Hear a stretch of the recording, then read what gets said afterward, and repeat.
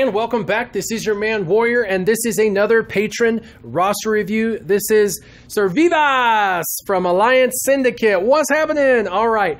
He's got his stuff together. He's not really needing a whole lot of arena squad or fleet squad help. What he wants to know is there any characters he should be farming for, and is there any ships that he should be farming for? Basically, just to generalize, what should I be working on, and then for ships, as far as maybe a possible different alternate setup. So I'm going to give him a different alternate setup on that. Let's go ahead and do the ships first, and then I'll go into the 7 characters I recommend you farm and gear.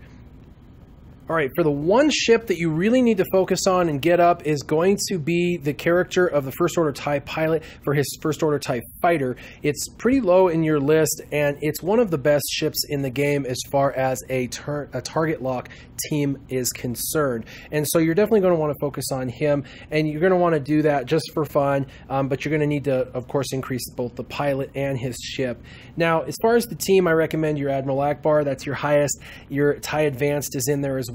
Your First Order TIE Fighter, which I just suggested, in the Imperial TIE Fighter with the Umbaran and Biggs. Now, every one of those is going to be able to apply target lock, and Biggs is going to be taunting nonstop because of all the target lock, and Umbaran is very tanky, and so it's going to be hard for them to chew through the team, especially when you have him in your initial lineup, and he'll be able to dispel your opponent's tank if they have someone like Sunfac or Biggs across the way, so you can take out their TIE Advanced or whoever they're using that's easiest. As far as the backup, you're going to want actually Scimitar #1 because he's not in your initial lineup, so he can come in as quickly as possible, and he will throw the Retribution and stealth everyone. He'll throw the Retribution on whoever has the most health and protection combined. That's either going to be Biggs or the Umbaran. If it's Umbaran, that's okay because he's going to put offense and defense down on everyone. If it's Biggs, he's just going to target lock the heck out of the opposing team. So either way, it's a win-win by having both the Umbaran and Biggs in there initially for you. And of course, the Scimitar is just a great ship in your first lineup. The number 2 in your lineup is actually going to be Slave 1, and the reason for that is Slave 1, you're going to have so much target lock you're going to want to take advantage of that this guy's got to come in at some point, but you put him on the bench, that way they can't target and kill him right away. That way you can utilize him when you want to utilize him. He's such a great attacker, you don't want to lose him in the first 2 rounds because they targeted him and killed him right off the bat. You want him to at least be able to do his proton torpedoes once at minimum to a bunch of target locked characters. Not only is it fun, but it's high damage. So there's that. And then for the 3rd slot, you could either put in someone like Sunfac because he's just a phenomenal tank, or you could put in Wedge as a damage dealer, or Jedi Consular who's kind of balanced. So it depends on whether you think you need another tank, another attacker, or another support who's balanced. My thought probably is, since you don't know how it's playing on defense very well, is put Jedi Consular in there. He's a balance between offense and defense, and he's going to be a great last slotted character to kind of come in, put some protection up, help keep your characters alive a little longer, call assists, things like that. That would be my suggestion on ships. Now, let's move back to characters. I'm going to give you a list of 7 meta-resistant characters that are actually really great. This is a similar list to some other people, but it's going to be different. So if you think you've heard it all, you haven't. He's going to definitely have a few suggestions I haven't given other people. Number 1 comes by way of Rebels, and actually we have a couple in here, and that first one is Jyn Erso. You already have her gear 10.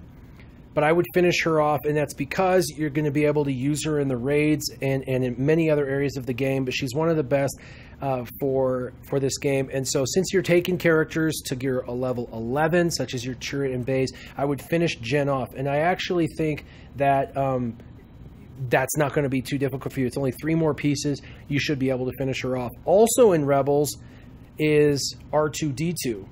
And you've got him to gear 9, and you've got his abilities up pretty good. And his number crunch is the best Zeta that he has, and I would highly recommend getting him maxed out and finished off. R2-D2 is really finding a home in many teams over. Other than maybe a Sith team, he works in pretty much every composition that's currently available. So I would definitely recommend getting him up.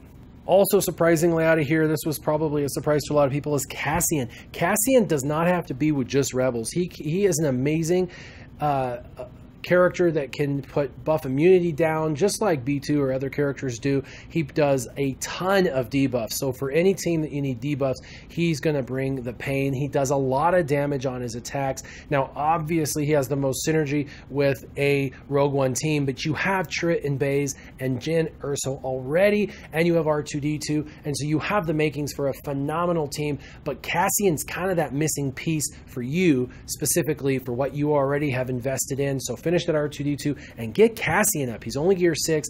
Get him up there. Put him in your favorites and focus on him. You will not regret it. Cassian's absolutely amazing. All right, next is General Kenobi. You recently just unlocked him at 5-star. You've got him geared 9, and his ability is pretty good. Obviously, he's probably in your favorites. I almost guarantee it that he's in your favorites. I'd put money on it, but if not, put him in your favorites, but I'm sure he is. Just continue to work on him. He's one of the best characters in the game. He's definitely a 5-star character of all the characters in the game. So continue to work on our General Kenobi. Now, the next two characters I'm going to suggest actually come by way of the Darkside, and they're lower on the totem pole for you, but I would highly recommend, because of who you have maxed out, leveled up with all your Sith, I would recommend Sith Assassin. Sith Assassin at gear 8 doesn't do much, but Sith Assassin at gear 10 and 11 on a Sith team makes a Sith team over the top. It is the difference between a Sith team winning and losing every single time. Sith Assassin is a staple, a must-have. You must have her if you're going to run Sith. So for now and in the future, and in the raids, if you want to use a Sith team in the raids, you need to speed them up. Sith Assassin's the way to go. I highly recommend you get her up. Again, she's one of the best Sith in the game.